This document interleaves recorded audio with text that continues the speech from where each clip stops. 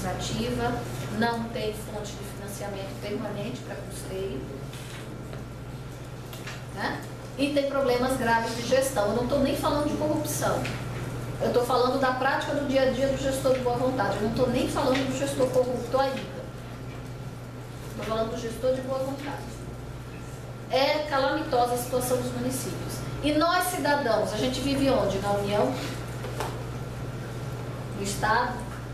Vocês ficam pensando no governador todo dia? Ou na dona presidenta? Não. A gente vive no município. Em municípios pequenos, você topa com o prefeito a cada esquina. E saibam que a maioria dos municípios do Brasil não são como Ribeirão Preto, como São Paulo. São municípios pequenos, em que o gestor topa todo santo dia. Quando ele vai para casa almoçar, ele topa com todo mundo na rua. E a cobrança existe diariamente. Então, quais são as características do nosso federalismo? Embora inspirado no modelo americano, em que há autonomia local, inclusive financeira, nós criamos o nosso federalismo, que desrespeitou em muito o interesse local. Isso gerou dentro do movimento municipalista a ideia de privilegiar o interesse local, e nós colocamos na Constituição de 88, achando que resolveríamos o problema, o município como ente federativo. Tá? É uma característica da nossa Constituição. Em relação ao histórico dos municípios no Brasil, leiam da página 180 a 184 o direito financeiro, aquele meu. Lá tem um histórico mostrando as constituições centralizadoras tiraram competência e autonomia do município. As constituições democráticas aumentaram a autonomia do município. Uma característica típica de pós-88 foi que, com a municipalização da maior parte das políticas públicas, o movimento de municipalização, houve um aumento considerável nos últimos 20 anos das atribuições dos municípios, sem a mesma proporção na transferência de receita. Aumentou o número dos municípios, quase dobrou, aumentaram as atribuições muito e não houve o aumento da destinação de receita na mesma proporção. Tá? Professora, mas essa questão dos municípios, eu vejo esse grande número como uma coisa positiva, justamente pelo que você falou. A população tem mais contato com a administração pública. É mais fácil administrar um município pequeno do que um município grande. Talvez a questão não seja diminuir o número de municípios, mas talvez desburocratizar um pouco toda essa situação. Diminuir o número de municípios eu não tenho esperança, porque assim, o único movimento para acontecer isso seria um movimento local também, de fazer os conglomerados. Isso daí é quase que impossível. Quem defende o aumento do número de municípios se compara ao modelo europeu, né? Das pequenas comunidades, da produção local. Existem muitas vantagens do movimento de municipalização. O problema é quando você municipaliza sem análise econômica de viabilidade. Se em tese você tem o gestor mais próximo de você, a gestão transforma-se mais humana, mais próxima. De outro lado, se esse gestor não tem meios de gerir, você fica abandonado. E divide o Brasil entre regiões com vocação ao desenvolvimento e regiões com vocação à pobreza. Isso tem melhorado na história do Brasil? Tem melhorado, mas não tem vamos dizer que a diminuição da diferença regional não tem crescido na mesma proporção em que as regiões, como a que nós estamos, crescem. Aí vai dizer, não, mas o programa de distribuição de renda foi um fator relevante para que o crescimento do PIB no Nordeste fosse superior à média nacional. Ok, mas isso é uma política que se possa sustentar por longo prazo para diminuição de diferença regional? Será que a gente tem de pensar o município como distribuir renda ao indivíduo, ou dar ao município estrutura, força, para que ele seja um centro capacitor e para que ele seja um centro motor econômico? Né? Talvez as coisas precisem ser feitas de forma conjunta. A distribuição de renda resolve pontualmente, mas não é uma política de longo prazo. Pelo contrário, ela tem de ser criada com a ideia de que, olha, há uma diferença histórica, há uma diferença regional e há uma diferença de classe. Neste momento da história do país, eu vou investir em transferência de renda para compensar os que não tiveram oportunidade, mas os que nascem não podem nascer com a perspectiva de que a forma que eles terão de se igualar será essa. Né? A geração que vem, ela tem de ter uma outra possibilidade. E isso é no prazo de 20, 30, 40 anos de uma política pública. A gente tem trabalhado para tentar a reforma tributária? Tem, mas é um nó sem fim. É um nó sem fim. E já, graças a Deus, o governo e os especialistas já entenderam que reforma tributária feita em bloco não é possível. Porque são tantos interesses conflitantes que agora se entendeu que a reforma ela tem que ser por partes. Parte boa, ela é feita o quanto antes. Parte ruim, como ela é feita por partes, ela vai sofrer em algum momento mal de um tecido sistêmica. Né? São opções que têm o lado bom e o lado ruim. Politicamente é melhor fazer em partes, fazer em blocos. Agora, os municípios têm razão quando reclamam do abandono? Tem razão quando reclamam do abandono. Qual é a solução possível? A solução possível, ela passa pelas 5 grandes reformas do Estado.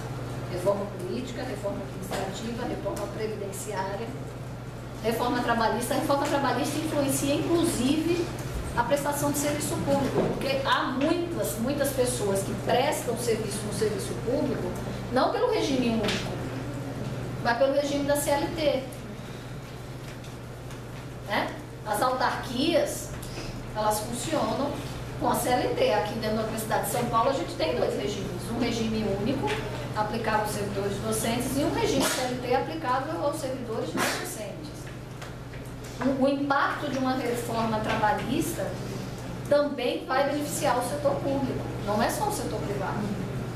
Não é só a economia, o próprio setor público se beneficia e beneficia o trabalhador também. Né?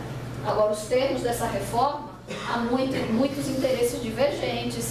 O que é que vai ser mitigado, o que não vai ser mitigado, isso é um debate difícil, como é difícil o debate de quem cede o que na reforma tributária. É um debate difícil.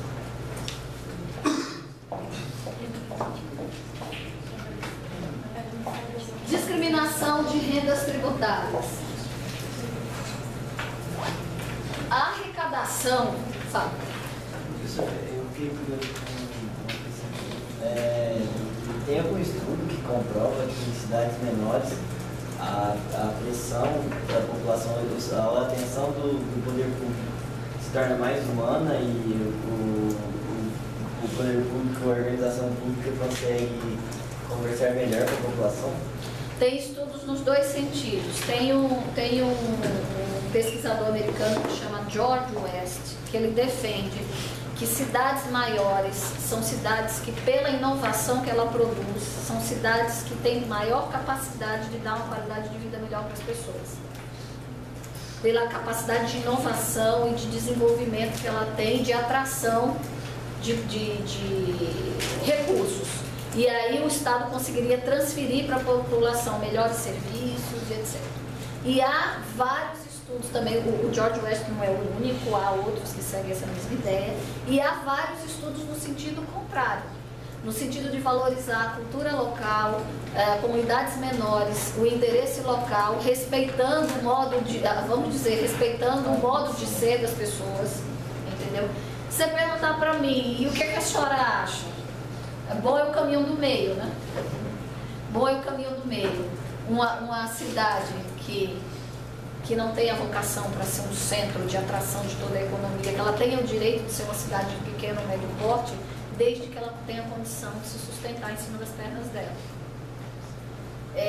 Existe dentro dessa teoria, no direito constitucional, a teoria que vem da solidariedade federativa. Que o ente federativo, ele é federativo não só pela sua grandiosidade ou pela sua capacidade de se tornar economicamente viável. Ele tem que ser federativo também pelo princípio da solidariedade. E aí é o princípio, por exemplo, que vai justificar alguns fundos que a gente tem. Fundo de desenvolvimento da região norte, Fundo de desenvolvimento da região centro-oeste, Fundo de desenvolvimento da região nordeste. Mas falando em Brasil, pelo menos o que eu já tive de experiência e já conversei com muita gente, a administração pública em cidades menores é justamente o contrário. O poder público, o acesso a ele é muito mais intransponível eu não sei se pela falta de poder judiciário forte, ou então falta de conscientização da população, ou então falta de uma mídia que consiga também controlar ou ser mais independente, mais autônomo, porque nessas cidades menores parece que o poder público controla todo esse aparato fora do judiciário. Isso é histórico. Como você chama? Gabriel, isso é histórico, mas não é um problema aí do municipalismo, do poder local. Eu acho que aí é um problema brasileiro da deseducação das pessoas. A deseducação, o analfabetismo, ele gera uma coisa muito pior do que simplesmente não saber ler e escrever, que já é gravíssimo. Ele gera a incapacidade daquele cidadão se sentir parte do poder. Então a autoridade ganha para ele um aspecto como se fosse algo inatingível, e a autoridade exerce isso também, né? Exerce isso também, como algo inatingível e como se ele não tivesse direito de controlar o poder. Isso é fruto de um modelo de Estado que foi feito para deixar o povo deseducado. O povo deseducado é um povo acrítico, amedrontado e precisa de um líder. Pior é isso. Ele precisa de alguém que o leve. E aí é um campo fértil para a figura dos líderes carismáticos, com tudo que vem atrás, né? Aí eu não acho que é um problema do poder local, é um problema do Brasil, em que a maior parte da população não teve educação para se sentir parte do poder. Os movimentos sociais hoje tentam ocupar esse espaço, né?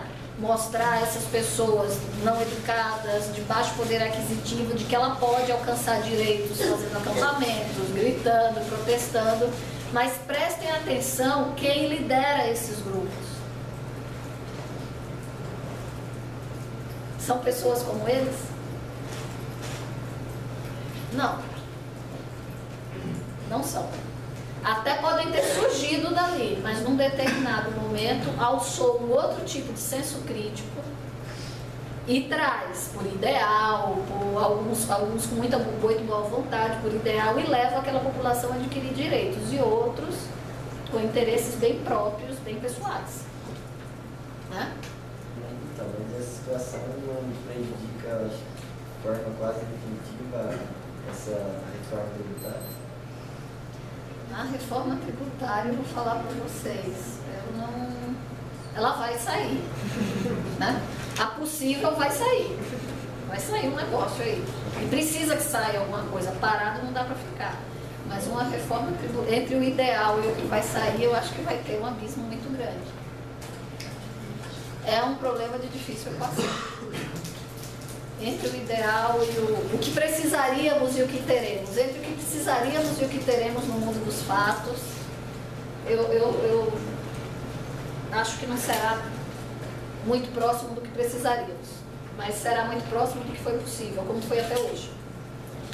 Agora, épocas de crise são boas para isso.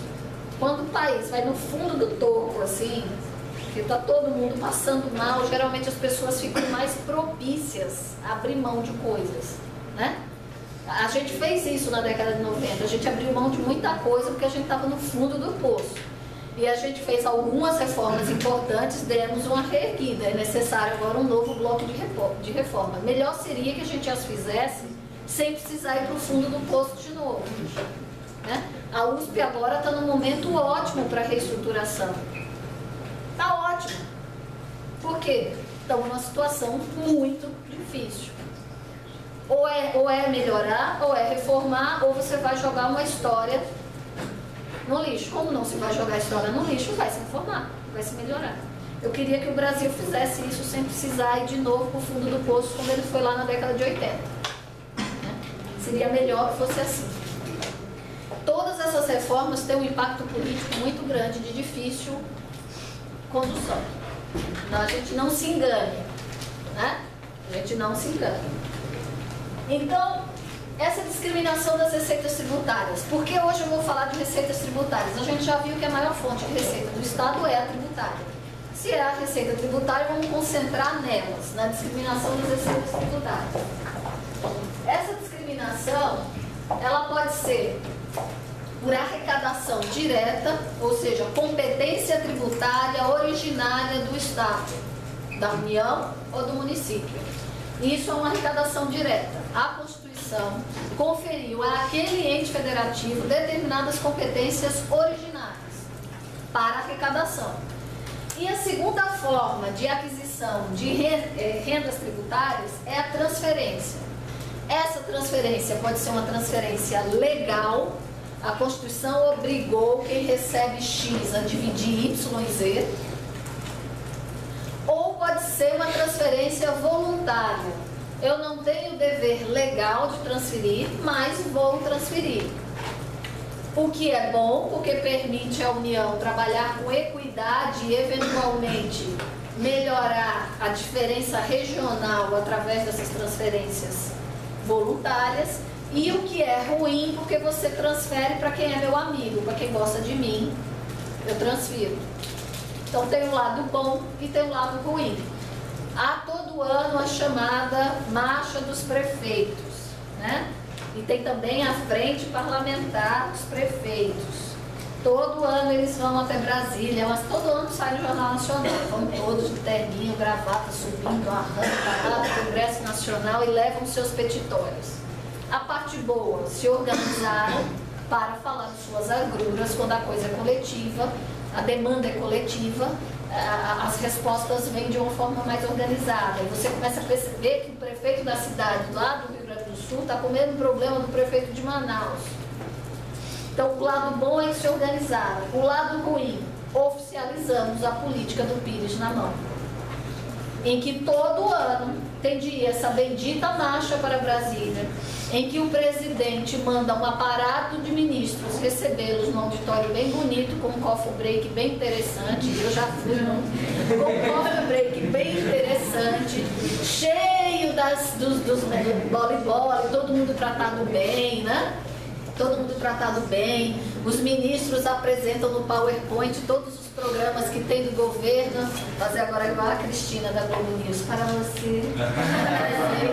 Então vai lá, PowerPoint bonito. Olha, tem um programa X, programa Y. Basta que você faça um projeto e apresente.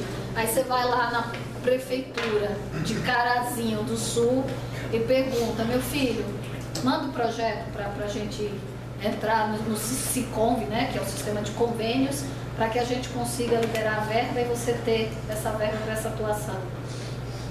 Não tem quem faça projeto. Como é que faz isso? Não sabem fazer projeto. Quem é o prefeito, gente? Na grande maioria das cidades, que são pequenas, a maior parte da cidade não é uma cidade cheia de técnicos, gente bem formada, cidade que tem universidade, né? Cheia de gente formada em administração e direito, não é assim. Quem é o prefeito? É um cidadão comum que tem uma liderança naquele espaço. Esse é o prefeito. Este é o vereador, é o dentista, é o açougueiro, né? Tem a piada que se brinca muito lá na internet, tem um projeto que eu tenho lá para fazer cartilhas para os vereadores, e eles me contaram uma história que é cômica. Eles ligaram em um determinado município para falar com o presidente da Câmara, falaram: não, aqui é do açougue. Não, como assim? O telefone que está aqui cadastrado é que é o telefone da Câmara. Não, é porque o presidente da Câmara é o dono do açougue. Então o telefone da Câmara era o telefone do açougue. Né? Municípios em que se chega, o Tribunal de Contas chega para fazer auditoria, pergunta onde é a Câmara de Vereadores. Ninguém sabe, porque não existe. Não existe um prédio organizado com essa finalidade. Então, e isso acontece corriqueiramente dentro do nosso país. Mas isso não é necessariamente uma coisa ruim, isso é democracia. É legal, estou falando sério. Mas um Estado sem aparelhamento... Peraí, se a gente diz que uma instituição, Câmara de Vereadores, é na casa do açougueiro, Eu posso dizer que a prefeitura é na casa do prefeito. É assim que se faz instituições? Não precisa de uma base. E essas pessoas precisam ser instruídas, mas de qualquer forma é interessante também elas serem pessoas comuns. Não tem